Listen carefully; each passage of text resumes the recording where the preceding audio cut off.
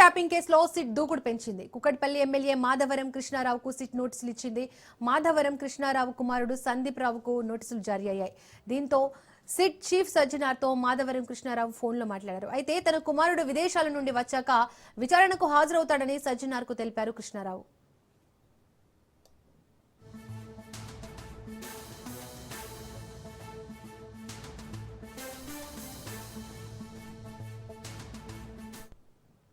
Phone tapping case దర్యాప్తులో SIT దూకుడు పెంచింది. తాజాగా ఇద్దరు బీఆర్ఎస్ మాజీ ఎమ్మెల్యేలకు నోటీసులు జారీ చేసింది. గురువారం తమ ఎదుట హాజరు కావాలని నోటీసుల్లో పేర్కొంది. బీఆర్ఎస్ మాజీ ఎమ్మెల్యేలు జైపాల్ యాదవ్, చిరుమర్తి లింగయ్యలకు నోటీసులు జారీ అయినట్టు తెలుస్తోంది. ఇప్పటికే ఈ వ్యవహారంలో రాజకీయ నేతలకు సైతం సిట్ విచారించడం మొదలుపెట్టింది. 2 రోజుల క్రితం ఎమ్మెల్సీ నవీన్ రావును సిట్ సుదీర్ఘంగా ప్రశ్నించింది. ఇప్పుడు మరో ఇద్దరు బీఆర్ఎస్ మాజీ ఎమ్మెల్యేలను ప్రశ్నించనుంది.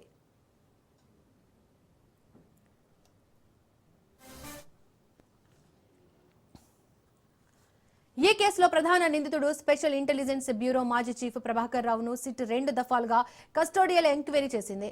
ఈ విచారణకు సంబంధించిన నివేదికను ఈ నెలాఖరులోపే దర్యాప్తు బృందం కోర్టుకు సమర్పించాల్సి ఉంది. ఈ నేపథ్యంలో ఇప్పుడు విచారణ రాజకీయ మలుపు తీసుకోవడం ఆసక్తిని రేకెత్తిస్తోంది.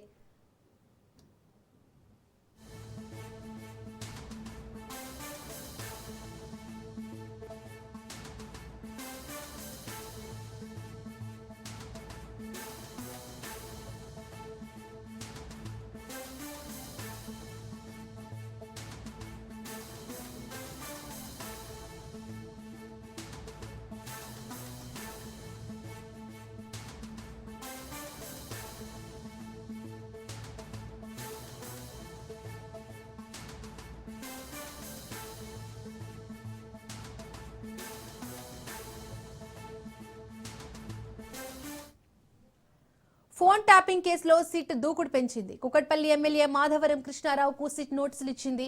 మాధవరం కృష్ణారావు కుమారుడు సందీప్ రావుకు నోటీసులు జారీ అయ్యాయి. దీంతో సిట్ చీఫ్ సజ్జనార్తో మాధవరం కృష్ణారావు ఫోన్లో మాట్లాడారు. అయితే తన కుమారుడు విదేశాల నుండి వచ్చాక విచారణకు హాజరవుతారని సజ్జనార్కు తెలిపారు.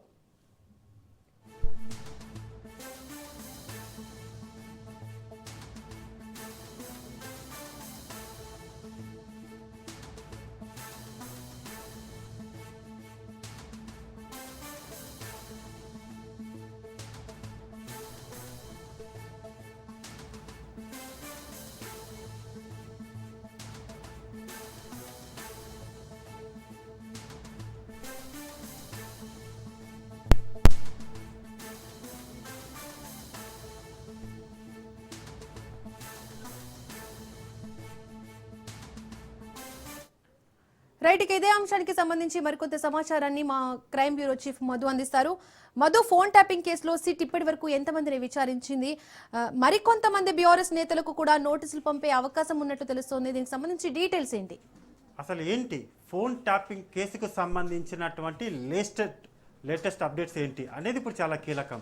వాళ్ళకి నోటీసులు ఇచ్చారు, వీళ్ళకి నోటీసులు ఇచ్చారు, వాళ్ళు రాబోతున్నారు, వీళ్ళు రాబోతున్నారు అంటూ కూడా ఈరోజు ఉదయం నుంచి కూడా ప్రచారం అయితే చాలా పీక్ స్టేజ్కి వెళ్ళింది. కానీ ఫైనల్గా చూసుకుంటే మాత్రం ఎవరు సిట్ ముందుకైతే రాలేదు ఈరోజు. కానీ ఈరోజు నోటీసుల పర్వం అయితే కొనసాగుతుంది. మాధవరం కృష్ణారావుకు సంబంధించి ఆయన కొడుకు ఎవరైతే ఉన్నారో అతనికి నోటీసులు ఇవ్వడానికి సిట్ అధికారులు వెళ్ళారు. సిట్ అధికారులు నోటీసులు అందజేశారు. అయితే మాధవరం కృష్ణారావు సిప్పి సజ్జనార్ ఎవరైతే ఉన్నారో, అంటే సిట్కి సంబంధించినటువంటి ఇన్ఛార్జిగా ఉన్నటువంటి సజ్జనార్ ఎవరైతే ఉన్నారో ఆయనకు చాలా స్పష్టంగా కూడా మా కుమారుడు విదేశాల్లో ఉన్నారు కాబట్టి విదేశాల నుంచి వచ్చిన తర్వాత మీరిచ్చినటువంటి నోటీసులు ఏవైతే ఉన్నాయో వాటికి సమాధానంగా ఇస్తాము అనేటటువంటి రిప్లైని ఇచ్చారు. అంటే పార్ట్ 1 మాధవరం కృష్ణారావు కొడుకు నోటీసులు ఇవ్వడం, ఆ నోటీసులకు తమ కుమారుడు విదేశాల్లో ఉన్నాడు అని చెప్పడంతో ఆయనకు నోటీసులు అందజేసి వెళ్ళిపోయారు. ఇది ఒకటి అయిపోయింది. కానీ నెక్స్ట్ రేపు ఏం జరగబోతుంది అనేది చాలా కీలకం. జైపాల్ ఎవరైతే ఉన్నారో జైపాల్ యాదవ్కు సంబంధించి, అదేవిధంగా చీమకుర్తి లింగయ్య, వీళ్ళిద్దరికీ కూడా బీఆర్ఎస్ పార్టీకి సంబంధించినటువంటి మాజీ ఎమ్మెల్యేలు వీరిద్దరు. సో వీళ్ళిద్దరికీ కూడా నోటీసులు సర్వ్ చేశారు. తమ ఎదుట హాజరు కావాలంటూ కూడా ఆ నోటీసుల్లో పేర్కొనడం జరిగింది. ఇది number 2. Number 3, Kondal Reddy. CM Revanth Reddy సోదరుడు అయినటువంటి కొండలరెడ్డికి కూడా నోటీసులు అందజేశారు సిట్ అధికారులు. ఆ నోటీసులలో చాలా స్పష్టంగా కూడా రేపు ఉదయం 11 గంటలకు తమ ఎదుట హాజరు కావాలి అంటూ కూడా ఈ కొండలరెడ్డికి ఇచ్చినటువంటి నోటీసులు ఏవైతే ఉన్నాయో ఆ నోటీసులలో ప్రధానంగా కూడా ఆయన సాక్షిగా, అక్యూజర్ పర్సన్గా కాదు, ఇక్కడ ఇది టెక్నికల్గా మనం చూసుకుంటే మాత్రం సాక్షిగా ఎందుకు సాక్షిగా కొండలరెడ్డికి ఈ నోటీసులు ఇచ్చారు అనుకుంటే ఎప్పుడైతే బీఆర్ఎస్ పార్టీ అధికారంలో ఉన్న సమయంలో రేవంత్ రెడ్డి ఫోన్లతో పాటు కొండలరెడ్డి ఫోన్లు కూడా ట్యాప్ చేశారు అనేటటువంటి ఆరోపణలు ఉన్న నేపథ్యంలోనే అదే కేసు కూడా నమోదైనటువంటి నేపథ్యంలోనే కొంత కీలకమైనటువంటి సమాచారమే సిట్ దగ్గర ఉంది. ఆ సిట్ దగ్గర ఉన్నటువంటి ఇన్ఫర్మేషన్ వాళ్ళు సేకరించినటువంటి ఆధారాలు ఏవైతే ఉంటాయో ఆ ఆధారాలన్నింటినీ కూడా పరిశీలించిన తర్వాత అందులో కొండలరెడ్డి ఫోన్ నెంబర్ ఏదైతే ఉంటుందో అంటే కొండలరెడ్డి వాడేటటువంటి మొబైల్ నెంబర్ ఏదైతే ఉంటుందో ఆ మొబైల్ నెంబర్ని కూడా ట్యాప్ చేసినట్టుగా గుర్తించారు సిట్ అధికారులు.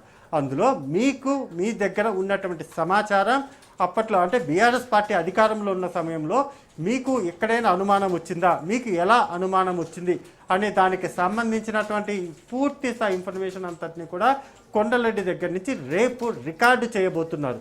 కేవలం విచారణ మాత్రమే కాదు, ఇచ్చినటువంటి నోటీసులు ఏవైతే ఉన్నాయో ఆ నోటీసుల ఉద్దేశం ఒకటే, రేపు వచ్చి మాకు మీ వర్షన్ అనేది రికార్డు చేయడానికి మీరు సహకరించాలి అనేటటువంటి భాగంగానే రేపు కొండలరెడ్డిని అయితే సిట్ అధికారులు పిలిపించబోతున్నారు.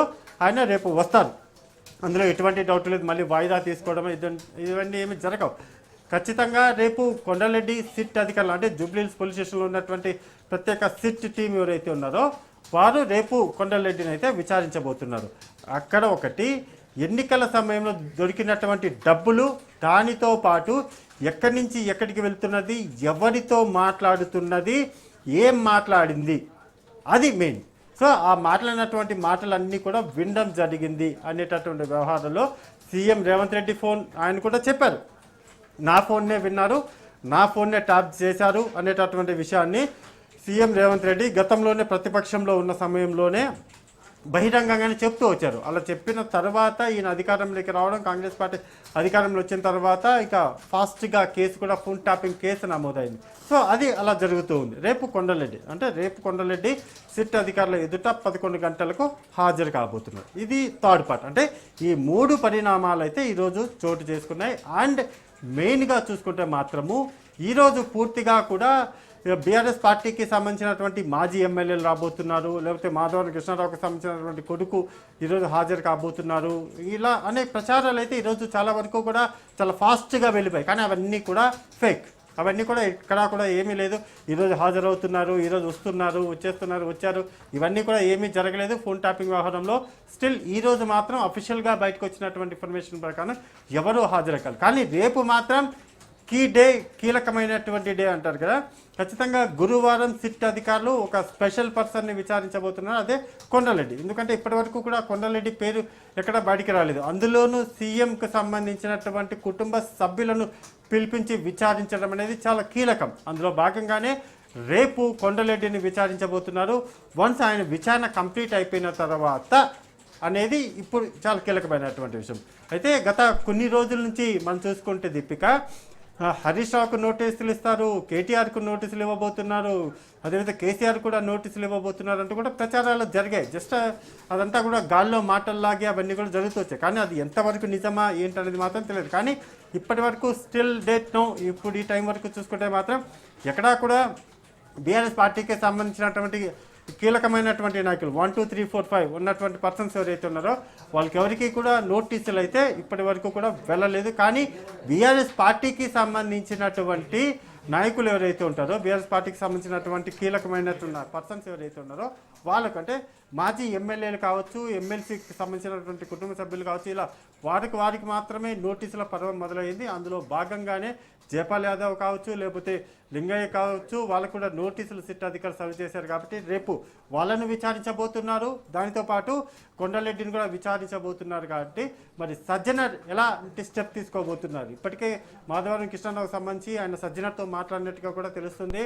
విదేశాల్లో ఉన్నటువంటి మా కుమారుడు రావడానికి కాస్త లేట్ అవుతుంది, వచ్చిన తర్వాత మాత్రం మీకు సహకరిస్తాము అనేటటువంటి సమాచారాన్ని మాధవరం కృష్ణారావు తన కొడుకు తరపున సజ్జనర్కు ఇన్ఫర్మేషన్ అయితే చేరవేశారు. సో అది వెల్ దానికి ఎవరికైనా యాక్సెప్ట్ చేస్తారు. ఖచ్చితంగా కూడా ఇక్కడ ఇండియాలో ఉన్నారా లేరా అనేది పోలీసులకు తెలుసుకోవడం చాలా చిన్న విషయం, కానీ లేరు కాబట్టి వచ్చిన తర్వాత ఓకే వెల్ అండ్ గుడ్ అని అయితే సిపి సజ్జలు చెప్పే అవకాశం అయితే కనిపిస్తుంది. సో ఇది ఓవరాల్గా ఫోన్ ట్యాపింగ్ వ్యవహారంలో ఇప్పటి వరకు జరిగినటువంటి పరిణామాలు. ఇక పైన రేపు జరగబోయేది అనేది కూడా చూసుకున్నాము.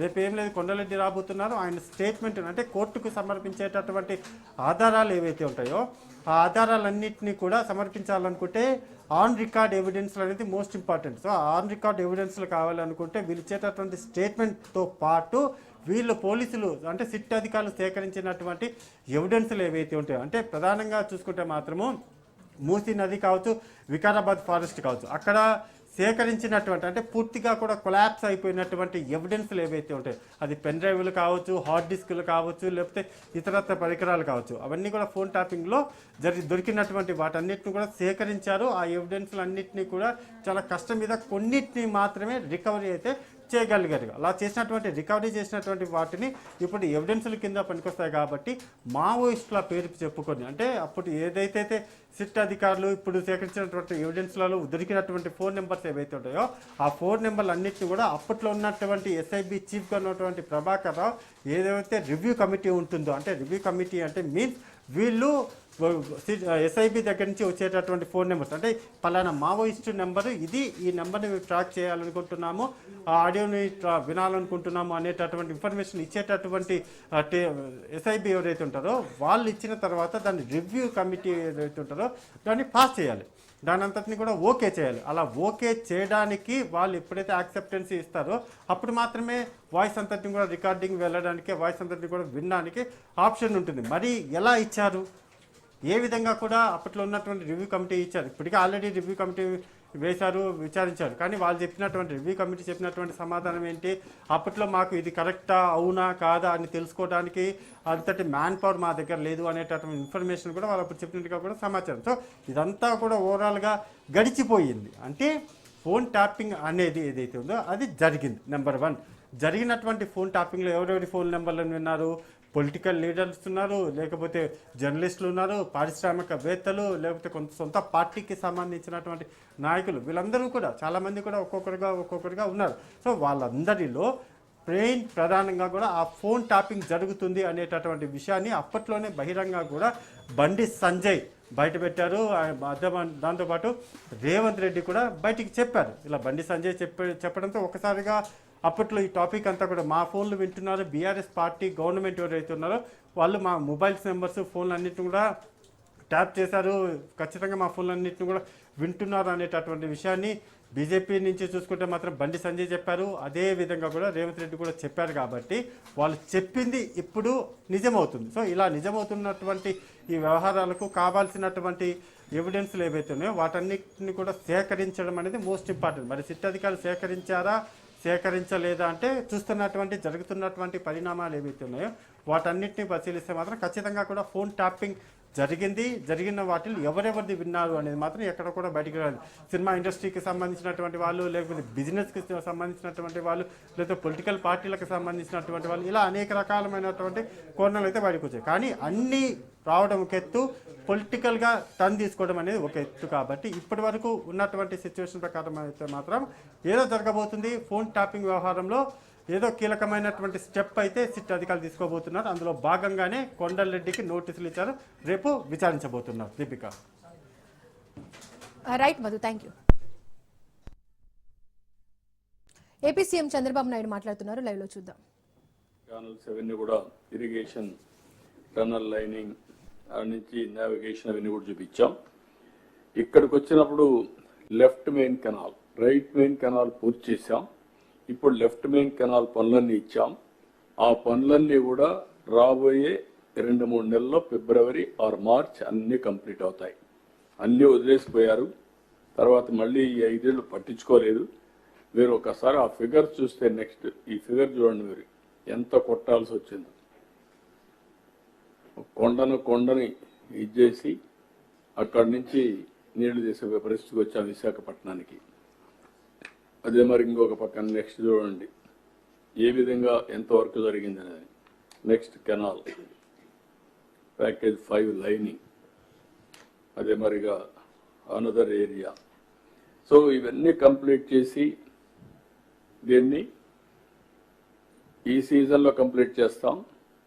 అక్కడి నుంచి అనకాపల్లి నుంచి విశాఖపట్నం దేశపోవడం అది కూడా వర్క్ స్టార్ట్ అవుతుంది. అదే మరిగా ఈ నీళ్ళన్నీ తీసుకెళ్ళిన తర్వాత ఈ దారిలో ఉండే ఇరిగేషన్ ప్రాజెక్ట్స్ కానీ, రివర్స్లో ఉండే చెక్ డ్యామ్స్ కానీ, మైన్ ఇరిగేషన్కి కానీ టోటల్గా నీళ్ళు ఇచ్చేట్టుగా ఏర్పాట్లు చేయమన్నాం. అది నెక్స్ట్ సీజన్లో నీళ్ళు ఇస్తాం. అవసరమైతే మీడియం ఇరిగేషన్ ప్రాజెక్ట్స్ ఉంటే అక్కడ క్యాచ్మెంట్ ఏరియాలో నీళ్లు రాకపోతే ఈ నీళ్లు తీసేటి దాన్ని ఫిలప్ చేసే విధానాన్ని కూడా శ్రీకారం చుడతాం. అంటే ఇది కూడా గ్రావిటీ వస్తుంది కాబట్టి ఆ area up to Visakhapatnam, Anakapalli 2 జిల్లాల్ని సస్యశ్యామలం చేయడం, ఈ దారి అంతా కూడా చేసిపోతే పర్ఫెక్ట్గా అవుతుంది. ఇవన్నీ కూడా కంప్లీట్ చేస్తాం. ఇక్కడికి వచ్చినప్పుడు LAR&R నేను ముందే చెప్పాను, 41.15 కావాల్సినవన్నీ కూడా కంప్లీట్ చేస్తాం. 38,060 టోటల్ పీడిఎఫ్లు వస్తున్నాయి ఫేజ్ 1లో. ఒరిజినల్గా 20,946 అనుకున్నాం. టోటల్ R&R కాలనీస్ 75, 26 కంప్లీట్ అయినాయి, 49 అండర్ కన్స్ట్రక్షన్ ఉన్నాయి. Total PDF shifted as on today 16,291. Total PDF yet to be shifted 21,769. Total PDF identified 22లో 17,114. ఇవన్నీ కూడా ఇప్పుడు సోషియో ఎకనామిక్ సర్వే కూడా పూర్తి చేశారు. 100%. గ్రామ సభలు 100% పెట్టారు. ల్యాండ్ ఐడెంటిఫికేషన్ 7,812 ఎకరాలకు 5,911 ఎకరాలు ఐడెంటిఫై చేశారు. R&R స్కీమ్స్ కూడా అప్రూవ్ అయింది. 10,908 మందికి అప్రూవ్ అయింది. ఇవన్నీ కూడా నేను చెప్పిన ప్రకారం ఒక టైం బౌండ్ ప్రోగ్రాం పెట్టుకొని జనవరి లోపల పూర్తి చేస్తున్నాం. Every month there is a clear cut milestones. ఆ మైల్ స్టోన్స్ అన్ని పూర్తి చేసి ఈ ప్రాజెక్ట్ని, ఎందుకంటే నేను ముందే చెప్పాను, ఎప్పుడు కూడా పోలవరం ఆంధ్రప్రదేశ్కి ఒక వరం, పోలవరం ఆంధ్రప్రదేశ్కి ఒక జీవనాడి.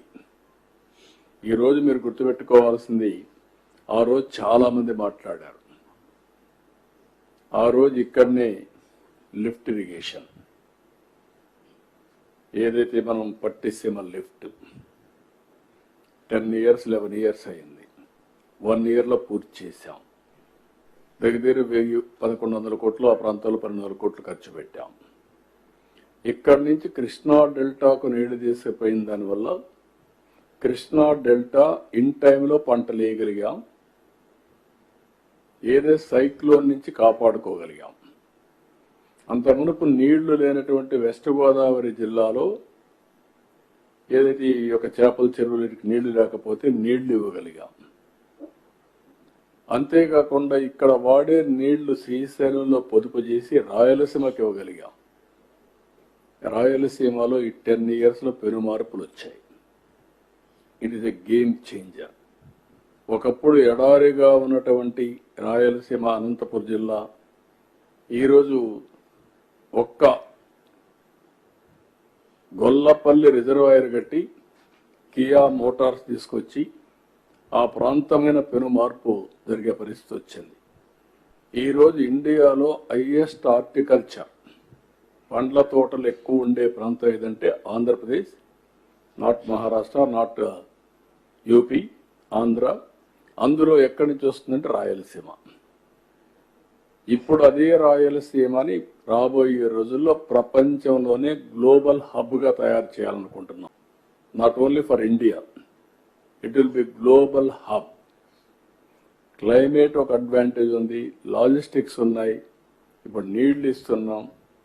రాయలసీమ పరిస్థితి టోటల్గా ఆంధ్రాని మించి రాయలసీమ అభివృద్ధి అయ్యే పరిస్థితికి వచ్చింది. దానికి కారణం అక్కడ ఉండే అడ్వాంటేజెస్. అందుకే ఒకప్పుడు మీరు గుర్తుపెట్టుకోవాల్సింది, ఈ ప్రాజెక్ట్ అనేది నా మనసుకు చాలా దగ్గరుండే ప్రాజెక్ట్. ఫస్ట్ డే ఇక్కడ మీరు ఉన్నారు, చాలా మంది ఫస్ట్ డే నుంచి కూడా ఈ ప్రాజెక్టులో మీరు అసోసియేట్ అయ్యారు. నేను వచ్చినప్పుడంతా వచ్చారు. నేను సోమవారాన్ని పోలవరంగా పెట్టుకున్నాను. ఎవ్రీ మంత్ ఒకసారి వీడికి ఒక నెలకు కానీ 2 నెలలకు ఒకసారి 60 సార్లు 70 సార్లు ఇక్కడికి విజిట్ చేశాను. ఎన్నో కష్టాలు ల్యాండ్ ఎక్విజిషన్ అవన్నీ కూడా పరిష్కారం చేశాం. కాంట్రాక్టుల్లో చాలా సమస్యలు వస్తే అవన్నీ అధిగమించాం. 72% పూర్తి చేశాం. 5 ఏళ్లు వీళ్ళు వచ్చేసింది 2% పూర్తి చేశారు. మళ్ళీ పట్టిసీమని మాట్లాడితే పట్టిసీమ అనవసరం, ఎక్కడ నీళ్లు తీసిపోతారని మాట్లాడారు, రాజకీయం చేశారు. పట్టిసీమను కట్టనీయకుండా చేయడానికి విశ్వ ప్రయత్నాలు చేశారు. ఆ రోజు నేను పట్టిసీమను కానీ చేయకుండా ఉండుంటే ఈరోజు రాయలసీమకు అన్ని నీళ్లు ఇచ్చేవాళ్ళం కాదు. రాయలసీమకు అన్ని నీళ్లు ఇవ్వకపోయి ఉంటే రాయలసీమ ఈరోజు ఇంత అభివృద్ధి అయ్యేది కాదు. ఈ సంవత్సరం మీరు ఒక్కసారి చూస్తే నాకు ఒక్కొక్కసారి అనిపిస్తుంది, మీరు అందరూ కూడా చూశారు, నేను ఎంత అటాచ్ చేయాలంటే ఈ ప్రాజెక్టుతో. నాకు ఒక జీవితంలో ఒక కోరిక, ఒక ఆశయం, పోలవరం పూర్తి కావాలి, నదులు అనుసంధానం చేయాలి, తద్వారా ఈ రాష్ట్రంలో కరువు అనే మాట రాకుండా చేయాలని చాలా ప్రయత్నం చేశాను. ఆ తర్వాత వీళ్ళు చేసిన తర్వాత కొన్ని రోజులు నిద్రపోని పరిస్థితులు ఉన్నాయి, నిద్ర రాని పరిస్థితులు. ఇంత మంచి ప్రాజెక్ట్ని గోదావరిలో ముంచేశారని చాలా బాధపడ్డాను. నాకంటే ఎక్కువ బాధపడిన వాళ్ళు ఉండరు, ఎందుకంటే this is my brain child. First day మీరు గుర్తుపెట్టుకోవాలి, ఈ ప్రాజెక్టు నేను ముఖ్యమంత్రి అయిన తర్వాత 2014 ఎలక్షన్స్ అయిన తర్వాత 7 మండలాలు తెలంగాణలో ఉన్నాయి. ఆ రోజు నేను ఒకే మాట చెప్పాను ప్రధానమంత్రి గారికి, రాజ్నాథ్ సింగ్, వెంకయ్య నాయుడు గారు ఉంటే ఒకటే చెప్పాను, 7 మండలాలు తెలంగాణలో ఉండి మీరు నేషనల్ ప్రాజెక్ట్ డిక్లేర్ చేస్తే ఆ 7 మండలాలు రాకపోతే ఇది ప్రాజెక్ట్ పూర్తి కాదు. దానివల్ల నేను ముఖ్యమంత్రి అయినా మీరు ఏమంటారు, మళ్ళీ తెలంగాణ ఒప్పుకుంటే తప్ప ఇది జరగదని చెప్పి అడ్డం పెట్టే పరిస్థితి వస్తుంది. కాబట్టి నేను ప్రమాణ స్వీకారం చేయను, మీరు 7 మండలాలు ఇస్తే తప్ప నేను చేయనంటే ఫస్ట్ టైం చరిత్రలో 7 మండలాలు ఇస్తూ ఒక ఆర్డినెన్స్ ఇష్యూ చేసి ప్రెసిడెంట్ ఆఫ్ ఇండియా క్లియరెన్స్ ఇచ్చిన తర్వాత, పాస్ చేసిన తర్వాత పార్లమెంట్ సమన్ చేశారు. ఇంతవరకు ఎప్పుడు జరగల. ఎవరైనా ప్రధానమంత్రి ప్రమాణ స్వీకారం చేస్తానే, మంత్రుల ప్రమాణ స్వీకారం చేస్తానే, పార్లమెంట్ పెట్టి ప్రమాణ స్వీకారం చేసి తర్వాత రెగ్యులర్ బిజినెస్ స్టార్ట్ చేస్తారు. ఈ ప్రాజెక్ట్ ని అట్లా కాకుండా అవుట్ ఆఫ్ టర్న్ తీసుకొని చేశారు. కాబట్టి ఆ రోజు ప్రధానమంత్రి గారు చూపించిన చొరవ కానీ బీజేపీ తీసుకున్న చొరవ వల్ల ఈరోజు ఆ ప్రాజెక్టు సాధ్యమైంది. లేకపోతే ఇంపాసిబుల్. ఈ ప్రాజెక్ట్ మళ్ళీ దీనికి సమస్యలు క్రియేట్ చేశారు. అదే మరిగా నేను రాష్ట్రంలో మీరు చూస్తే 65,000 కోట్ల రూపాయలు 5 ఏళ్లలో ఖర్చు పెట్టాం. 14-19 వీళ్ళొచ్చి 12,000 కోట్లు ఖర్చు పెట్టారు. రాయలసీమలో 12,000 కోట్లు ఖర్చు పెడితే వీళ్ళు 2,000 కోట్లు ఖర్చు పెట్టారు. నేను ఈ ప్రాజెక్టుల మీద అన్యాయం జరుగుతా ఉంది అని నేను జిల్లాలో పర్యటన చేశాను. పర్యటన చేస్తే ఈ మొత్తం రాష్ట్రంలో ఈ ప్రాజెక్ట్స్ అన్ని నిర్వీర్యం అయిపోయినాయి, మీరు అన్యాయం చేశారు, పోలవరం ఇట్లా చేశారు, ఈ ప్రాజెక్టులన్నీ అన్యాయం జరిగిందని పోతే నన్ను అరెస్ట్ చేశారు. నా జీవితంలో ఒకటే గుర్తుపెట్టుకున్నా, ఎట్టి పరిస్థితిలో ఈ ప్రాజెక్ట్స్ అన్ని పూర్తి చేసి ఈ రాష్ట్రానికి ఎలాంటి ఇబ్బంది లేకుండా చేయాలనే సంకల్పంతో నేను ఫైట్ చేశాను. అందుకే ఈరోజు మీరు తీసుకొచ్చిన ప్రాజెక్ట్ కూడా జలహారతి అనే పేరు కూడా పెట్టి, ఎందుకంటే నాకంటే ఎక్కువ గౌరవం పొందిన వాళ్ళు ఎవరూ లేరు. స్వాతంత్రం వచ్చిన తర్వాత కంబైన్డ్ ఆంధ్రప్రదేశ్లో కానీ విడిపోయిన తర్వాత కానీ, ఆ తర్వాత నా సంకల్పం ఒకటే తీసుకున్నాం, ఎట్టి పరిస్థితిలో అన్ని ప్రాంతాలకు నీళ్లు ఇచ్చి తద్వారా శాశ్వతంగా కరువు నివారించాలి. ఈ రాష్ట్రాన్ని నెక్స్ట్ లెవెల్లో ఆటో పైలట్లో పెట్టాలని ఒక నిర్ణయం చేసుకున్నా, ఒక సంకల్పం తీసుకున్నా, దాని ప్రకారం పనిచేస్తున్నా. ఆంధ్రప్రదేశ్ రాష్ట్రంలో నన్ను ఎగతాళి కూడా చేశారు. ఇంకొడు గొంతులు దొవితే ఇంకొడు గొంతులు దొవుతున్నాడు, కంట్రోల్ ట్రెంచెస్ అంటే దానికి ఎగతాళి చేయడం, చెక్ డ్యాములు అంటే ఆ చెక్ డ్యాములు ఎందుకొని ఎగతాళి చేసిన సందర్భాలు ఉన్నాయి, అటు తెలంగాణలో కానీ ఇటు కానీ. నా సంకల్పం మొట్టమొదటి నుంచి కూడా ఈవెన్ అట్ వన్ స్టేజ్ బావుల ద్వారా రీఛార్జ్ కూడా చేశాం. పక్కన పోయే నీళ్లన్నీ తీసుకొచ్చి ఖాళీగా ఉండే బావుల్లో పైపులు వేస్తే ఆ నీళ్లన్నీ వచ్చి బావి అంతా నిండితే అక్కడి నుంచి పర్కులేషన్ కింద రీఛార్జ్ కింద వెళ్తాయని చెప్పి అవి కూడా చేశాం. ఈరోజు ground water recharge I'm very happy. మొన్న సీజన్లో 6.808 మీటర్స్ వచ్చింది. ఈరోజు 4 మీటర్లు నంద్యాల ఉంది. ఈస్ట్ ఏలూరు జిల్లా ఈ ప్రాంతం అంతా కూడా 18 మీటర్లు 17 మీటర్లు ఉంది. ఎంతమ్మా? 16.59 ఉంది. ఈస్ట్ గోదావరి జిల్లా రాజమండ్రి ప్రాంతంలో దానికి సాయిల్స్ కూడా కరణం 24 మీటర్లు 25 మీటర్లు ఉంది. ఇది డీపెస్ట్. రాయలసీమలో తగ్గింది 6 మీటర్లు 7 మీటర్లకు వచ్చింది. నా కోరిక ఏంటంటే పోస్ట్ మాన్సూన్ +3, ప్రీ మాన్సూన్ -8. ఎప్పుడు కూడా ఈ 5 మీటర్ల వాటరే మనం వాడుకోవాలి. భూమినే జలాశయంగా చేసుకోవాలి.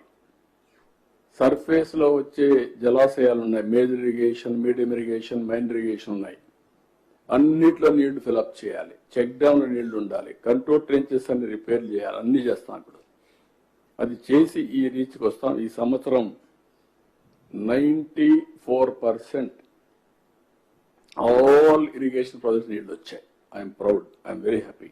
అది చూసినప్పుడు ఎంత ఆనందం కలిగిందంటే నాకు నా జన్మ సార్థకమైందని ఫీల్ అయ్యా. ఇప్పుడు కూడా పోస్ట్ ఖరీఫ్ దగ్గర ఈరోజు ఎంత ఉన్నాయి, ఎన్ని నీళ్లు ఉన్నాయి? 780 టీఎంసీ రిజర్వాయర్లు నీళ్లున్నాయి. అది చూసినప్పుడు ఎంత ఆనందం కలుగుతుందంటే, ఇప్పుడు మళ్ళా సమ్మర్ వస్తుంది. సమ్మర్ వచ్చిన తర్వాత పంటలు ఇన్ టైం ఇవ్వగలుగుతాం. నీళ్ల కోసం వెయిట్ చేసే పరిస్థితి లేదు, వర్షాల కోసం వెయిట్ చేసే పరిస్థితి లేదు. ఒకప్పుడు వర్షాలు పడితే తప్ప పంట లేని పరిస్థితి. ఇప్పుడు నారుమళ్ళు కూడా ఒకప్పుడు నీళ్లు వస్తే నారుమళ్ళు వేసాం. ఇప్పుడు నీళ్లు వస్తే నారుమళ్ళు కాదు, నువ్వు సీజన్ ప్రకారం వేయండి. మళ్ళా తుఫాన్ రాక మునిపే పంట తీసుకునే పరిస్థితి రావాలి. అదే సమయంలో నేను అగ్రిటెక్ కూడా తీసుకొచ్చి అగ్రికల్చర్ లో కూడా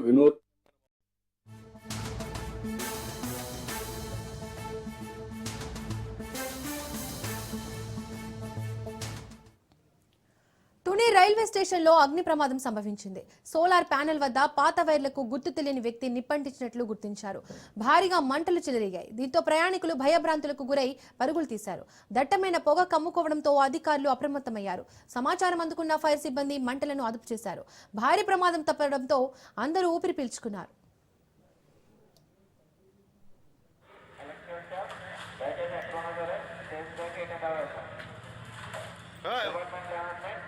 On duty electrical staff, దయచేసి ఎక్కడ ఉన్నా సరే ఇమ్మీడియట్లీ చేతి వైరింగ్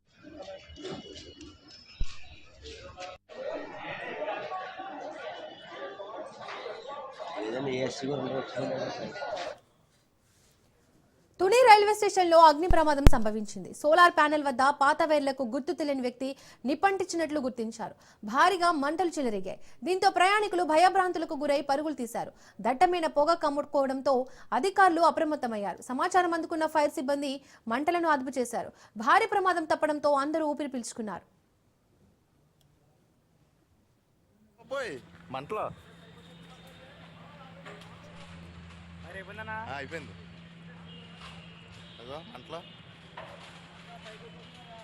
వచ్చేస్తున్నాయి.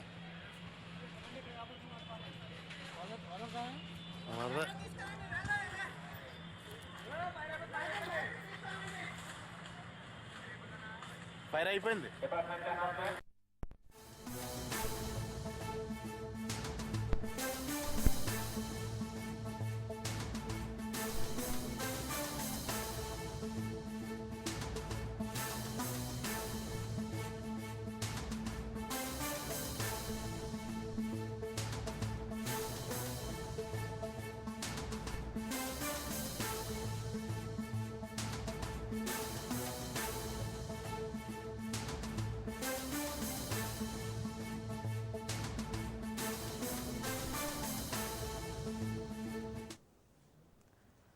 ప్రేమించిన యువతి ఉరివేసుకుని ఆత్మహత్యకు పాల్పడిందన్న మనస్తాపంతో పెట్రోల్ పోసుకుని ప్రియుడు మృతి చెందాడు.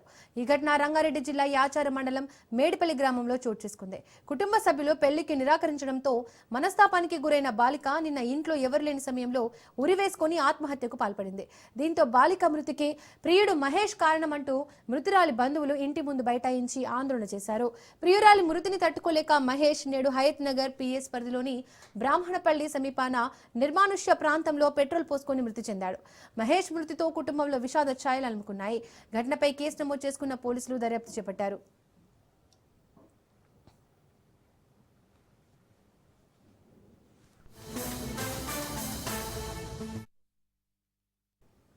రైట్, ఇదే అంశానికి సంబంధించి మరింత సమాచారాన్ని మా ప్రతినిధి పవన్ అందిస్తారు. పవన్, ఈ ఘటనకు సంబంధించి పోలీసులు ఏం చెప్తున్నారు? ప్రేమ వ్యవహారంలో ఇద్దరు ప్రాణాలు కూడా తీసుకున్నారు. అయితే ఈ యొక్క హయత్ నగర్ పరిధిలోని ఒక బ్రాహ్మణపల్లిలో ఒక ప్రైవేటు వెంచర్ లో మహేష్ అనే ఒక వ్యక్తి పెట్రోల్ పోసుకొని ఆత్మహత్య కూడా పాల్పడిన విషయం కూడా మనకు వెలుగులోకి వచ్చింది. అయితే ఇందులో చూస్తే మాత్రము అదే గ్రామానికి చెందిన పూజ కూడా నిన్న ఉరి వేసుకొని ఆత్మహత్యకు పాల్పడింది. అయితే ఇద్దరు కూడా కొన్ని రోజుల నుంచి కూడా ప్రేమించుకుంటున్నారు. ప్రేమించుకున్న నేపథ్యంలో మహేష్ పూజ గత 2 నెలలుగా దీనికి సంబంధించి వారు ఇంట్లో ఒప్పుకోకపోవడంతో వీరు కూడా గత 2 నెలల క్రితం కూడా ఆత్మహత్యానికి కూడా పాల్పడ్డారు. అయితే ఇందులో చూస్తే మాత్రం ప్రధానంగా నిన్న మాత్రము ప్రేమకు సంబంధించిన విషయంలో చూస్తే పూజ 17 సంవత్సరాలు ఉరివేసుకొని ఆత్మహత్యకు పాల్పడింది. అయితే ఒక విషయం తెలుసుకున్న మహేష్ మాత్రం తీవ్రంగా మనస్తాపానికి గురై ఈ రోజు ఉదయం కూడా 11 గంటలకు నిర్మానుష్య ప్రదేశంకి వెళ్లి పెట్రోల్ పోసుకొని అతను కూడా ఆత్మహత్యకు కూడా పాల్పడిన పరిస్థితి కూడా మనం గమనిస్తున్నాము. అయితే బాలిక మరణం తట్టుకోలేకనే ఆత్మహత్యకు పాల్పడినట్టుగా దీనికి సంబంధించి పోలీసులు గుర్తించారు. అంతేకాకుండా ఈ విషయం పైన కూడా ఇరు కుటుంబాలకు సంబంధించి కూడా పోలీసులు విచారణ కూడా కొనసాగిస్తున్నారు. అయితే ఇదంతా కూడా ప్రేమ వ్యవహారం వల్లనే దీనికి సంబంధించి ఇద్దరు కూడా చనిపోయినట్టుగా పోలీసులు గుర్తించిన నేపథ్యంలో దీనికి సంబంధించి అన్ని కోణాలు కూడా దర్యాప్తు జరుపుతున్నాము. మరోవైపు ఇంట్లో వారి యొక్క స్టేట్మెంట్ కూడా రికార్డ్ చేస్తాము. వీరు ఎప్పటి నుంచి ప్రేమించుకుంటారు, ఇంట్లో వారు ఎందుకు పెద్దలు ఒప్పుకోలేదని దానిపైన కూడా ఇన్వెస్టిగేషన్ చేస్తున్నామని చెప్పి మరోవైపు పోలీసులు అంటున్నారు. Right Pavan, thank you.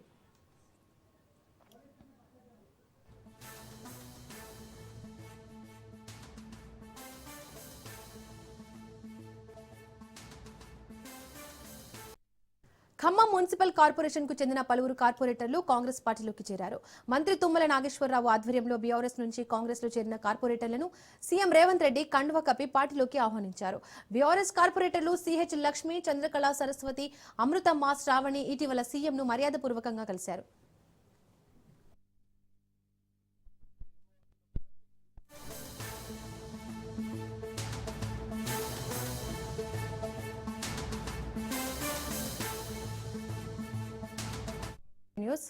Nizamabad municipal corporation లో ఓటర్ లిస్టు తప్పులు తడకగా మారిందంటూ బీజేపీ ఆందోళన చేపట్టింది.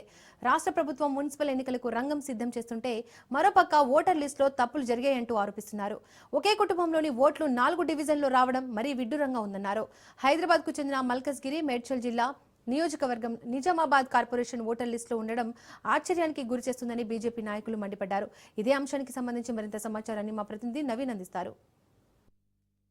నిజామాబాద్ జిల్లాలో 3 విడతలుగా ఇటు పంచాయతీ ఎన్నికలు ముగిశాయి. ఇక రానున్నది జెడ్పీటీసీ, ఎంపీటీసీతో పాటు మున్సిపల్ కార్పొరేషన్ సంబంధించిన ఎన్నికలు రానున్నాయి. దీనికి సంబంధించి కూడా ఇటు సర్పంచ్, మున్సిపల్ సంబంధించి ఎన్నికలు షెడ్యూల్ విడబడుతుందో లేదు.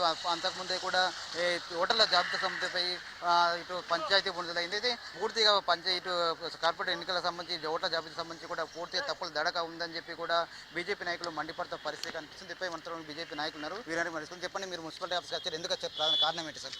ఈ ఓటర్ లిస్ట్ ఇచ్చారు మాకు, గత 2 రోజుల క్రితం ఇచ్చారు మాకు. మొత్తం తప్పుల తడగానే ఉన్నది, మొత్తం ఒక్క ఓటర్ లిస్ట్ కరెక్ట్ లేదు. మా డివిజన్ లో వచ్చేసేసి మా కూపన్పల్లి వచ్చేసేసి 39, 40, 41 మాకు విలీన గ్రామాల కాబట్టి మాకు కూడా ఇప్పుడు విలీన గ్రామాలు చేసేసి మాకు కూడా ఇబ్బంది అయిపోతుంది. పోయిన ఆల్రెడీ 6 ఏళ్ల కింద మాకు ఆల్రెడీ ఎలక్షన్స్ పెట్టారు. మాకు పెడితే మాకు డివిజన్లు ఏవి ఇచ్చారు, 17, 18, 19, 20, 21 డివిజన్స్ ఇచ్చారు. మళ్ళీ ఇప్పుడు ఏం చేశారంటే మొన్న ఏదైతే ఎమ్మెల్యే లిస్టులు ఉన్నాయో ఇప్పుడు మాకు ఆర్టీసీ కాలనీ, శ్రీనివాస్ నగర్, మహాలక్ష్మి నగర్ కలిసినే ఉంటాయి. దాంట్లో వచ్చేసేసి మాకు 204, 205, 206, 207 బూత్ నంబర్లే ఉండాలి. ఇప్పుడు మా దాంట్లో ఏంది అంటే బోర్గేమ్ కేక్ సంబంధించిన 201 దాదాపు ఒక 600 ఓట్లు ఒక డివిజన్కే మాకు కలిపారు. మళ్ళీ అదేవిధంగా 42, 45, 46 వచ్చేసేసి మన ముబారక్ నగర్ కలిపారు. అదేవిధంగా 55, 56 బోర్గేమ్ బి వచ్చినాయి, కొజ్జా కాలనీ వచ్చినాయి. అసలు ఏ విధంగా చేశారు ఏంది ఏం కథ అయితే మాకు అర్థమైతే లేదు. పక్క డివిజన్ వాళ్ళే వచ్చినాయి కొన్ని అంటే దాన్ని అర్థం చేసుకోవచ్చు, పక్క వాళ్ళే వచ్చినాయని. కానీ ఎక్కడ కొజ్జా కాలనీ, ఎక్కడ 3rd డివిజను, ఎక్కడ బోర్గేమ్ పి, ఎక్కడ బోర్గేమ్ కే, ఇవన్నీ ఎక్కడెక్కడ వచ్చేసినాయి. మాకు తెలిసి అయితే వీళ్ళు కావాలిచ్చి దీన్ని షెఫ్లు వేసేసేసి ఎట్లాగో బీజేపీ మేయర్ని కైవసం చేసుకుంటుంది, ఇక్కడ జెండా వాడుతుంది అని చెప్పేసి వాళ్ళకి భయం పుట్టుకున్నది. ఆల్రెడీ ఎప్పటి నుంచో భయం నడుస్తున్నది. అదే దానికోసమనే మాకు తెలిసినంత మట్టుకైతే దానికోసమనే ఈ ఓటర్లను అన్ని తప్పుల తడాకాలుగా చేసేశారు. నాకు దాదాపు కొజ్జా కాలనీ నుంచి దాదాపు ఏం లేదన్నా కానీ ఒక 100-110 ఓట్లు జమ చేశారు, ముస్లిమ్స్ ఓట్లు కలిపారు. ఇది ఏ విధంగా ఎందుకు కలిపారు ఏందని చెప్పేసి మాకు అర్థమైతే లేదు. మొన్ననే మేము మున్సిపల్ కమిషనర్ గారిని కలిసాము.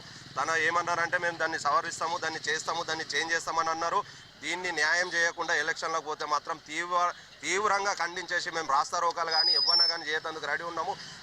మమ్మల్ని నమ్ముకున్న మా ఓటర్లకు మేము సేవ చేద్దామని చెప్పేసి మేము డివిజన్ల నుంచి వచ్చి మేము నిల్చుంటే ఇప్పుడు ఎవరెవరో వచ్చేసి మా ఓట్లు వేరే దగ్గరకు పోయి వేరే ఓట్లు మా దగ్గరకు వస్తే మా వాళ్ళు పోయిన వాళ్ళు ఆ కార్పొరేటర్ని ఏమని అడుగుతారు? ఇప్పుడు ఇండ్లు కానీ పింఛన్లు కానీ ఏదే కానీ ఇప్పుడు వీళ్ళు పోయి అక్కడ అడిగే పరిస్థితి లేదు, వాళ్ళు వచ్చి మమ్మల్ని అడిగే పరిస్థితి లేదు. మేము ఏ ఓటర్ని లెంకాలా?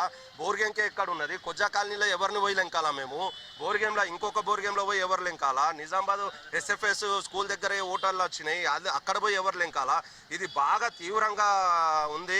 మాకు పోయినసారి వచ్చేసేసి 4200 ఓట్లు ఉండేయండి, ఈసారి 5884 ఓట్లు చేశారు. దాదాపు ఏం లేదన్నా కానీ 16 నుంచి 1800 ఓట్లు పెరిగినాయి. పెరిగితే ఆల్మోస్ట్ ఆల్ పెరిగితే ఒక 600 నుంచి 800, లాస్ట్ ఒక 1000 పెరిగిన ఒక అర్థం ఉంది. కానీ ఒక డివిజన్కి మరీ 2,000 ఓట్లు అయితే పెరిగే అయితే లేదు. దీన్ని మేము తీవ్రంగా ఖండిస్తున్నాం. దీని మీద మేము ఎంత దూరమైనా పోతాం, పోరాడతాం, అవసరమైతే రాష్ట్ర రోకాలు చేస్తాము, దేనికైనా పోనీకి రెడీ ఉంది, అవసరమైతే న్యాయపరంగా కూడా మేము పోతామని. మీరు చెప్పి ఒక 3వ డివిజన్ తప్పులు తడకంటే ఇంకా ఎన్ని డివిజన్ తప్పులున్నాయి? మొత్తం ఎంత ఓటర్లు తప్పులున్నాయి? ఆల్ టోటల్ డివిజన్ హిందూ ఏదైతే ఉన్నాయో డివిజన్లు ఆల్ టోటల్ డివిజన్లో ఇదే ప్రాబ్లమ్స్ ఉన్నాయి. ఇప్పుడు నాది 5th డివిజన్కి వచ్చేసి 1574 నా కుటుంబ సభ్యులు ఉన్నారు, నా శ్రేయోభిలాషులు ఉన్నారు, చాలామంది ఉన్నారు. ఇప్పుడు వీళ్ళు ఖానాపూర్లకు వచ్చినాయి ఎస్సీ వీళ్ళన్నీ, వాళ్ళు అక్కడ పోయి బియ్యం తీసుకుంటే ఇస్తారా? వాడు ఇప్పుడు ఫండింగ్ ఏదైనా అడిగితే అక్కడ నుంచి పోలేరు కదా. ఇదంతకన్నా ఏదైతే అధికారం ఇప్పుడు ఇట్లా తప్పు చేసిందో ఇనామినేషన్ చేసేసి వాళ్ళకి ఇచ్చేసి ఇదంతా ఉండదు కదా. ఇప్పుడు మేము ఇదంతా తిరిగి ఇంతకన్నా డైరెక్ట్ కాంగ్రెస్లో ఇగో ఈ పర్సన్ని ఇనామినేషన్ చేసేస్తున్నాము ఈయననే డిసైడ్ అంటే ఇదంతా గందరగోళం వేసే కన్నా అది బెస్ట్ ఆప్షన్ ఏమో నేను అనుకుంటున్నాను. కాంగ్రెస్ పార్టీ తప్పులు తడక దీని అంతా కాంగ్రెస్ పార్టీ అనుకుంటారు అంటే ఇప్పుడు కాంగ్రెసే ఉంది కదా, మరి వేరే పార్టీ ఏదైనా ఉందంటే చెప్పండి, ఆ పార్టీ పేరు మాట్లాడతాను. ఇప్పుడు నాకు తెలిసి అయితే కాంగ్రెస్ ఉంది. పాపం అధికారులది ఏముంది, ఒత్తిడి రావడం వల్ల కాంగ్రెస్ చేసిందని నేను అనుకుంటున్నాను. అంటే టోటల్ ఎన్ని ఓటర్లు గల్లంతున్నాయి? ఇప్పుడు నాదే చెప్తున్నాను, 1500 పోయినాయి, అట్లా ఒక్క డివిజన్లో 3000 పోయినాయి. నిలబడుతున్న క్యాండిడేట్ ఓటే లేదు దాంట్లో. మేము పబ్లిక్లకి ఇన్ని రోజులు చేసిన సేవ ఏం పోయి చెప్తాం? నీ ఓటు లేదు, నీ ఓటుని మేము కాపాడుకోలేకపోయినామని చెప్పాలా? ఇది అంతకన్నా ఇంటిమేషన్ డైరెక్ట్ ఇనామినేషన్ చేసేస్తున్నామంటే ఇదంతా ఉండదు కదా. సరే మేము అధికారిని కలిసినాము, అతి త్వరలో చేస్తామంటారు, చెయ్యకపోతే పెద్ద ఎత్తున మేము ధర్నాకు కూడా సిద్ధంగా. ఇప్పుడు మీరు ఓటర్లు కూడా తప్పులు దడకడం అని చెప్పి ఇటు మున్సిపాలిటీకి వచ్చారు, అధికారులు ఏమంటున్నారు? అసలు టోటల్ ఎంత తప్పులు ఉన్నాయి? నిజామాబాద్ రూరల్ కార్పొరేషన్ విలీన గ్రామాలు 6 విలీన గ్రామాలు 6 కార్పొరేషన్ పరిధిలో 29 బూతులు ఉన్నాయి. ఈ 29 బూతులలో టోటల్గా ఉన్నటువంటి ఓట్లన్నీ దొంగ ఓట్లు తీసుకొచ్చి 29 బూతులలో యాడ్ చేయడం జరిగింది. రాష్ట్ర ప్రభుత్వము బీజేపీ ఇక్కడ కాషాయ జెండా ఎగురుతుంది అని మున్సిపాలిటీ పైన ఉద్దేశంతో మాత్రమే ఇది కావాలని మీరు ఈరోజు చేసి ఈరోజు బీజేపీని ఓడగొట్టాలని చెప్పేసి దొంగ ఓట్లు తీసుకొచ్చి ఈరోజు వార్డుల వారీగా చేయడం జరుగుతుంది. దీన్ని మేము తీవ్రంగా ఖండిస్తున్నాము. దీన్ని ఒకవేళ ఈ తప్పుల తడకలను ఖచ్చితంగా క్లియర్ చేయాల్సినటువంటి పరిస్థితి ఉంది. ఒకవేళ చేయకపోతే పెద్ద ఎత్తున మేము ఉద్యమం చేయడానికి మా రాష్ట్ర కమిటీ ఉంది. మా జిల్లా అధ్యక్షులు కూడా క్లియర్గా చెప్పారు. ఒకవేళ దీని తప్పుల తడకను పూర్తిగా క్లియర్ చేయకపోతే ఖచ్చితంగా పెద్ద ఎత్తున మేము ఉద్యమం చేయడానికి రెడీగా ఉన్నాం. ఓటర్ల జాబితాను తప్పులుగా తరగగా రూపొందించారని చెప్పి దీనిపై ఇప్పటికైనా అధికారులు దీన్ని పూర్తిగా సవరించకుంటే మాత్రం రానున్న రోజుల్లో ఖచ్చితంగా ఆందోళన చేపడతాం, రస్తరోకోలు ధర్నాలు చేపడతామని చెప్పి కూడా బీజేపీ నాయకులు చెప్తున్న పరిస్థితి మాత్రం ఉందని చెప్పొచ్చు. శ్రీధర్ రాజు నిజామాబాద్. అమరావతిలో ఆంధ్రప్రదేశ్లో రెండో దశ ల్యాండ్ పూలింగ్ ప్రారంభమైంది. గుంటూరు, పల్నాడు జిల్లాలో 7 గ్రామాల్లో భూసేకరణకు ఇప్పటికే నోటిఫికేషన్ విడుదల చేసిన సిఆర్డీఏ రెండో దశలో 20,494 ఎకరాలు ప్రభుత్వం సమీకరించనుంది. జిల్లాల వ్యాప్తంగా పట్టా భూమి 16,562 ఎకరాలు, అసైన్డ్ భూమి 104 ఎకరాలు, ప్రభుత్వ భూమి 3,828 ఎకరాలుగా అధికారులు గుర్తించారు. మొదటి దశలో 34,400 ఎకరాలు సమీకరించిన ప్రభుత్వం రెండో దశలో ప్రాజెక్టుల వారీగా భూముల సమీకరణకు ఏర్పాట్లు సిద్ధం చేసింది. ఇదే అంశానికి సంబంధించి మరింత సమాచారాన్ని గుంటూరు ప్రతినిధి రమేష్ అందిస్తారు. రాజధాని రెండో విడత పూలింగ్ ల్యాండ్ పూలింగ్ ప్రారంభమైంది. నేడు సిఆర్డీఏ కార్యాలయాన్ని కూడా ప్రారంభించారు. మంత్రి నారాయణ రైతులతో మాట్లాడి వారి సమస్యలు కూడా అడిగి తెలుసుకున్నారు. దాదాపు 16,000 ఎకరాలు రెండో విడత భూసేకరణ ప్రారంభమైనటువంటి నేపథ్యంలో వడ్డమాను గ్రామంలో ప్రస్తుతం మనం ఉన్నాం. కొంతమంది రైతులు మన దగ్గర సార్, ఈ రోజు మంత్రి నారాయణ ప్రారంభించారు సిఆర్డీఏ కార్యాలయానికి రెండో విడత భూసేకరణ కార్యక్రమం కొనసాగుతుంది. ఎలాంటి డిమాండ్లు ప్రభుత్వానికి తీసుకెళ్లారు? ప్రభుత్వం తరఫున వచ్చినటువంటి శాసనసభ్యులు గాని మంత్రి గారు గాని ప్రధానంగా చెప్పినటువంటిది ఏంటంటే 2014 భూ సమీకరణ చట్ట ప్రకారం యాజ్ ఇట్ ఈజ్ గా ఆ విధానం ప్రకారమే అగ్రిమెంట్ కండిషన్స్ ప్రకారమే మళ్ళీ ఇప్పుడు రెండో దఫా కూడా భూములు సేకరించడం జరుగుతుంది అని చెప్పడం జరిగింది. మేమేమంటున్నామంటే అభివృద్ధికి కాల పరిమితి పెట్టండి. వాళ్ళు ఇప్పుడు ఓవరాల్ గా ఏం చెప్తున్నారు, మినిస్టర్ గారు కానీ ఎమ్మెల్యే గారు కానీ ప్రభుత్వం తరఫున ఏం చెప్తున్నారు, 3 సంవత్సరాల లోపల అభివృద్ధి చేసినటువంటి ప్లాట్ రిటర్నబుల్ ప్లాట్ మీకు రైతుకి ఇస్తామని చెప్తా ఉన్నారు. మేమేమంటున్నామంటే 3 సంవత్సరాలు కాదు 4 సంవత్సరాలు సమయం తీసుకోండి, ఎక్స్ట్రానే తీసుకోండి 1 సంవత్సరము. ఆ టైం లోపల అభివృద్ధి చేసి ఇవ్వలేకపోతే మేము పరిహారంగా ఎకరానికి సంవత్సరానికి 5 లక్షల డిమాండ్లు మంత్రి నారాయణ చెప్పినటువంటి అంశాలు కానీ సో మీకు రైతులకు ఎలా అనిపించింది? అంటే మీరు కొన్ని డిమాండ్లు పెట్టారు మంత్రి నారాయణ మాట్లాడేటప్పుడు కూడా ఏదైతే మీరు నష్టపరిహారం కానీ కాల పరిమితి కానీ ఖచ్చితంగా పెట్టాలని డిమాండ్ చేసినటువంటి నేపథ్యంలో అటు నుంచి మంత్రి గారి దగ్గర నుంచి ఎలాంటి స్పష్టమైనటువంటి హామీ రాలేదు. మేము అభివృద్ధి చేసి ఇస్తామనే మాటే చెప్తున్నారు కానీ అగ్రిమెంట్ లో కండిషన్ కి యాక్సెప్ట్ చేయట్లేదు.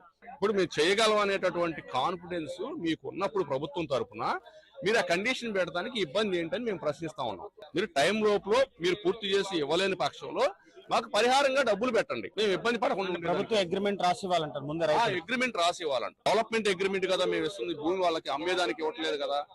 స్థానిక ఎమ్మెల్యే క్వశ్చన్ వేశాడు రైతులకి, సో మేము అది అలా రాసిస్తాం పూర్తిగా ఈ రోజు మీరు గవర్నమెంట్ కి రాసిస్తారా పొలాలు అనేది కూడా డిమాండ్ చేసినట్టు. అదేనండి, అగ్రిమెంట్ కండిషన్ వచ్చిన తర్వాత కదా మేము రైతులు మాట్లాడుకోవాల్సింది. మీరు ఇస్తామంటే మేము పెడతామంటే ఎస్, మేము మీరు అభివృద్ధి చేసిన ప్లాట్ ఇవ్వలేకపోతే మేము ఈ కండిషన్ ప్రకారం డబ్బులు కడతామంటే మేము ప్రభుత్వం మీద రైతులకు నమ్మకం తగ్గిందా ఏంటి? అంటే రాజధాని ఖచ్చితంగా చంద్రబాబు నాయుడు రాగానే అనేక అంశాలు ఇప్పుడు మీరు సిఆర్డీఏ కార్యాలయం కానీ నిత్యం మంత్రి నారాయణ కూడా రాజధాని ప్రాంతాల్లో తిరుగుతున్నారు, రైతులతో సమీక్షలు నిర్వహిస్తున్నారు. సో ఎందుకు అంటే ప్రభుత్వం పూర్తి చేస్తుందా లేదా ఒక నమ్మకం అనేది రైతుల్లో రావట్లేదంటారా? ఇప్పుడున్న ప్రభుత్వం అభివృద్ధి చేయాలనేటటువంటి ఆకాంక్షలోనే ఉంది అనేది మాకు స్పష్టంగా కనిపిస్తా ఉంది. ఇంత కాంపెన్సేషన్ ఇచ్చే బదులు అభివృద్ధి చేసి ఇవ్వటమే కరెక్ట్ అనే అంత పెద్ద అమౌంట్ ఉండాలని మేము కోరుకుంటున్నాం. కాల పరిమితి లోపు ఖచ్చితంగా మరి ఒకవేళ ప్రభుత్వం పూర్తి చేయకపోతే రైతులకు ఎలాంటి నష్టపరిహారం ఇస్తుందనేది ఒక బాండ్ రూపంలో కానీ ఒక అగ్రిమెంట్ రూపంలో కూడా ఇస్తే గనక అటు రైతులు సానుకూలంగా వ్యవహరించేటువంటి పరిస్థితి కనపడుతుంది. ఎట్టకేలకు కూడా రెండో విడత రాజధాని ల్యాండ్ పూలింగ్ పనులు అయితే ఈరోజు నేటి నుంచి కూడా ప్రారంభమైనటువంటి పరిస్థితి కనపడుతుంది. వీడియో జర్నలిస్ట్ నరసింహారావుతో రాజధాని నుంచి.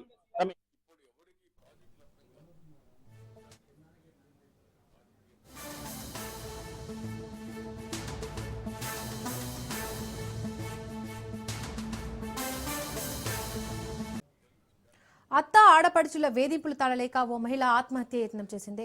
ఈ ఘటన నంద్యాల జిల్లాలో చోటు చేసుకుంది. అత్త ఆడపడుచుల నుంచి తీవ్ర వేధింపులు ఎదుర్కొంటున్నట్లు వివాహిత ఆయేషా సెల్ఫీ వీడియో ఆవేదన వ్యక్తం చేసింది. ఈ నేపథ్యంలో వారి వేధింపులు భరించలేకే పురుగుల మందు తాగి ఆత్మహత్యకు యత్నించింది ఆయేషా. అయితే సెల్ఫీ వీడియో చూసిన కుటుంబ సభ్యులు పురుగుల మందు తాగిన ఆయేషాను వెంటనే ఆసుపత్రికి తరలించారు. ప్రస్తుతం ఆమెకు చికిత్స కొనసాగుతుండగా పరిస్థితి నిలకడగా ఉందని వైద్యులు తెలిపారు. మరోవైపు సెల్ఫీ వీడియో ఆధారంగా కేసు నమోదు చేసుకున్న పోలీసులు దర్యాప్తు చేస్తున్నారు.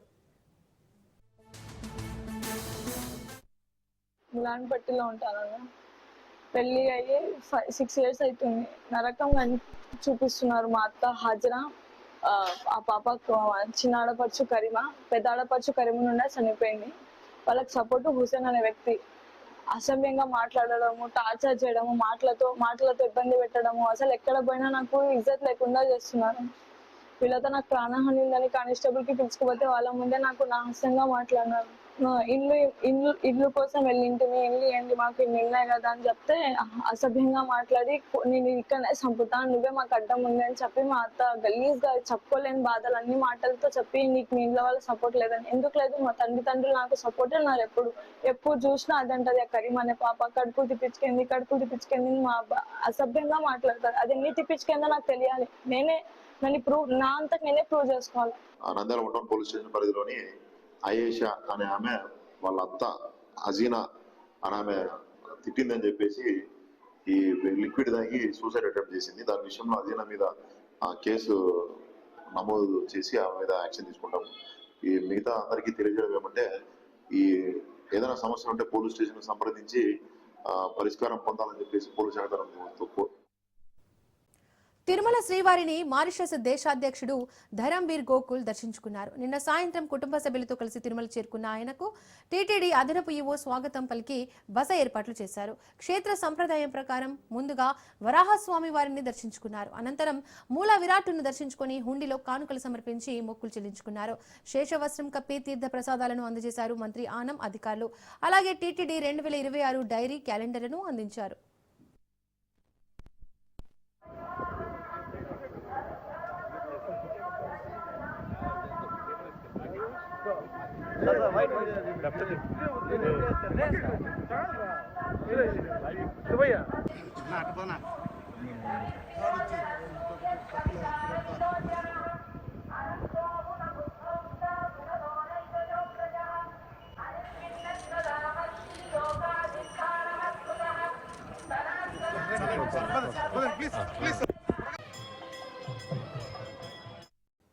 అంబేద్కర్ కోనసీమ జిల్లా ఇరుసుమండలోని రాజోలు దేవి బ్లో అవుట్ కలవరం నుంచి కోలుకుంటోంది.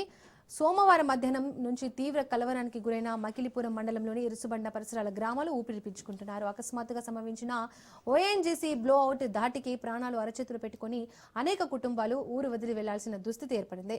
మంగళవారం సాయంత్రం నాటికి బ్లో అవుట్ మంటలు చాలా వరకు అదుపులోకి వచ్చాయని అధికారులు తెలపడంతో అంతా ఊపిరి పీల్చుకున్నారు. జిల్లా కలెక్టర్ మహేష్ కుమార్తో పాటు ఎస్పీ రాహుర్తీనా, joint collector Nishanti, Amalapuram MP Harish Balayogi, Razole MLA Varaprasadarao తదితరులు బ్లోఅవుట్ ప్రాంతంలోనే ఉండి పరిస్థితిని సమీక్షించారు. ఓఎన్జీసీ అధికారుల బృందంతో పాటు డిజాస్టర్ మేనేజ్మెంట్తో పాటు ఢిల్లీ, ముంబై నుంచి వచ్చిన నిపుణుల బృందాలు తీవ్రంగా శ్రమిస్తున్నాయి. పరిస్థితి తగ్గుముఖం పట్టడంతో తాళాలు వేసి పునరావాస కేంద్రాల్లో తలదాచుకున్న ఇరుసుమండ ప్రాంత ప్రజలు తమ ఇళ్లకు చేరుకుంటున్నారు.